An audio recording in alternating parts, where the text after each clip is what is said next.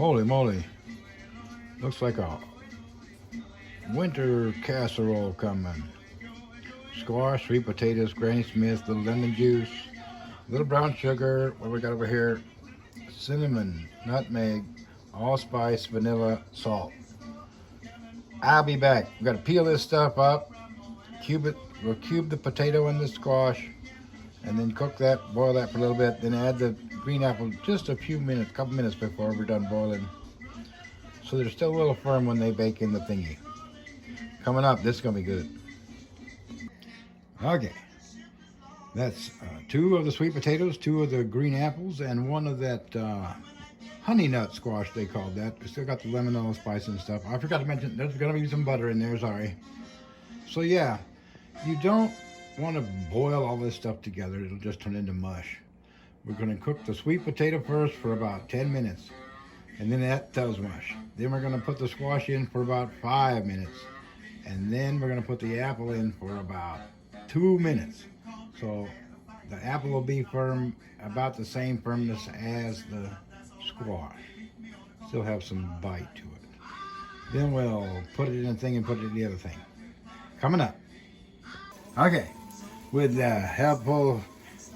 helpful assistance, I'll put the sweet potato into the pot of boiling water. And we're gonna set that timer for 10 minutes. Then we'll add the squash for 5 minutes, and then we'll add the apple for 2 minutes. What do you think, babe? I'm hungry. Well, bang, ain't nobody here but us chickens. The sweet potato's been boiling about 7 minutes. I'm gonna call it ready because I diced it up kind of small. So I'm gonna go ahead and add the squash now, put another 5 minutes, and then put the apple in, and then we're gonna strain that and do the do coming up. Okay, here's the hot stuff. Here's a half a cup plus a little bit. Butter. Quarter cup brown sugar.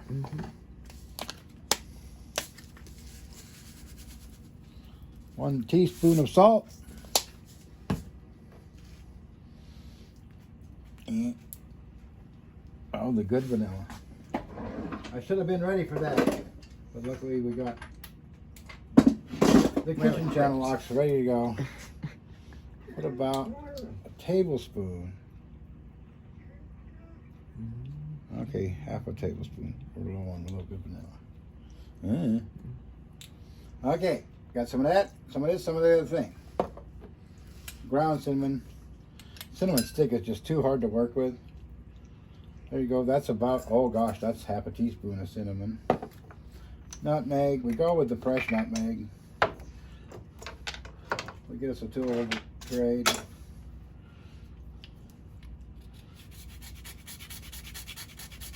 Oh, we're gonna maybe, oh, like 1/8 of a teaspoon. Fresh nutmeg goes a long, long way. Same with the allspice, and it's hard to grind. I should have grinded it up with the allspice. I will do that. It's sitting right there. Put a couple of those in there. You get to the pestilent mortier.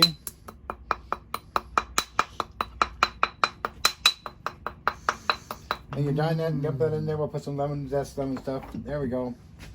And we'll mix that up and let it sit for a bit, then we'll put it together. Smells good.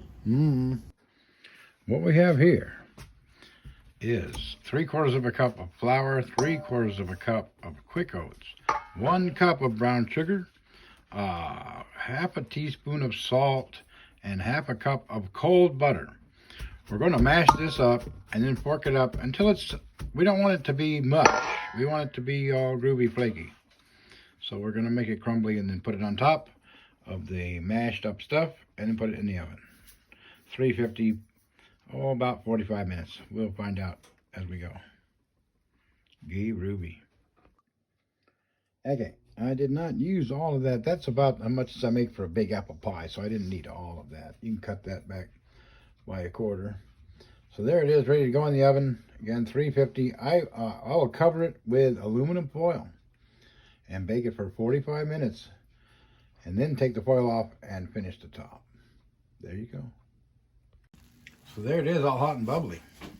What do you think, babe? Oh, it looks so good. It's too We'll have hot to that. eat. Oh yeah, you gotta let that sit 20 minutes anyway. I'll put the aluminum foil back on it, and we'll let it just sit. That'll be dessert in a little bit. Yeah.